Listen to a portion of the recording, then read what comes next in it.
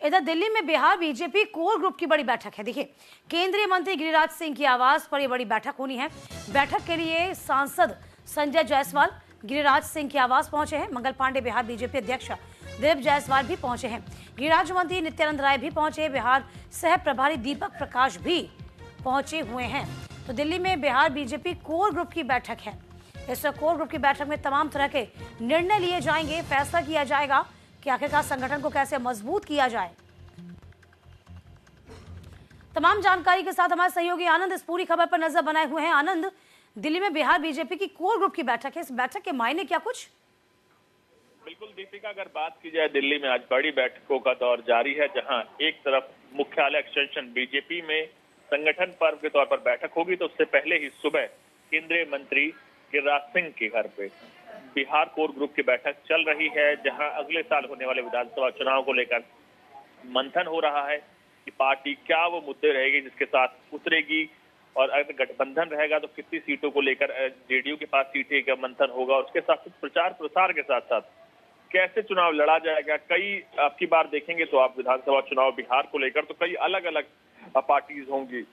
BJP के साथ जो एनडीए अलाइज है वो अपने साथ उतरेंगे, और जो इंडिया गठबंधन है जिसमें आरजेडी और बाकी पार्टीज हैं, तो कांग्रेस है वो कहीं ना कहीं अपनी विचारधारा के साथ अपने मुद्दों के साथ उतरेगी। तो उनको कैसे टैकल करना है, सीट शेयरिंग का क्या मुद्दा रहेगा, और कैसे तमाम नेताओं को एकजुट रखा जा सके, यही कारण है कि बड़ी बैठक दिल्ली में चल रही है।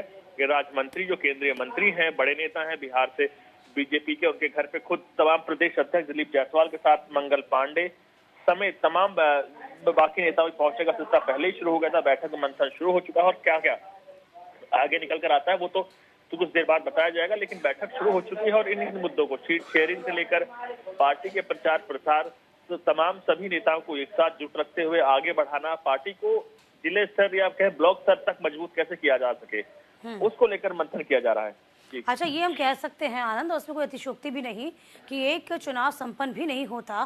बीजेपी हमेशा पूरे साल जो है वो चुनावी मोड में ही नजर आती है। देखिए, अब हाल ही में जिस तरह की बैठक चल रही है, बैठकों का ऐलान किया जा रहा है, और आज जो बिहार की बैठक हो गई या फिर संगठनात्मक बैठक हो गई, इसके यही मायने निकलते हैं कि बीजेपी लगातार सक्रिय भूमिका में रहती है।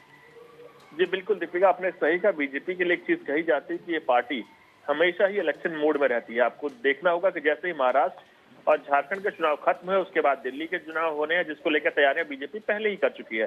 कोर कमेटी समेत तमाम बैठक पहले कर चुके हैं, और दिल्ली के बाद जिसका चुनाव होना है वो होना है बिहार का चुनाव।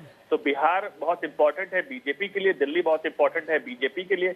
अधिसूचना जारी होने से पहले ही बीजेपी तमाम चीजें कर लेना चाहती कि अपने नेताओं को बैठाएं, क्या क्या मुद्दे रहेंगे उनके बीच चर्चा हो सके, और पार्टी को ब्लॉक स्तर तक यानी हर एक छोटी इकाई तक पहुंचाया जा सके, कार्यकर्ताओं को एक्टिव किया जा सके, और कोशिश की जा सके अपने मुद्दे जनता के बीच में रखे जाए। उससे पहले तैयारियां पूरी कर ली जाए, क्या क्या मुद्दे होंगे, किन मुद्दों पर पार्टी प्रचार प्रसार करेगी, क्या सरकार की केंद्र सरकार की उपलब्धियां होंगी जो जनता के बीच में रखी जाएगी, उनको लेकर तमाम चीजें को लेकर चर्चाओं का दौर पहले दिल्ली के लिए चालू था। दिल्ली की जहां चीजें पूरी फाइनल तौर पर अब बढ़ चुकी है, तो उसको लेकर आगे अब बिहार की लोग तैयारी बीजेपी कर चुकी है। तो कहीं ना कहीं जो आपका वाक्य था या कहें शब्द था वो पूरी तरह से ठीक है। चलिए, बहुत शुक्रिया आनंद आपका तमाम जानकारी देने के लिए। इस खबर पर नजर बनाए रखिए।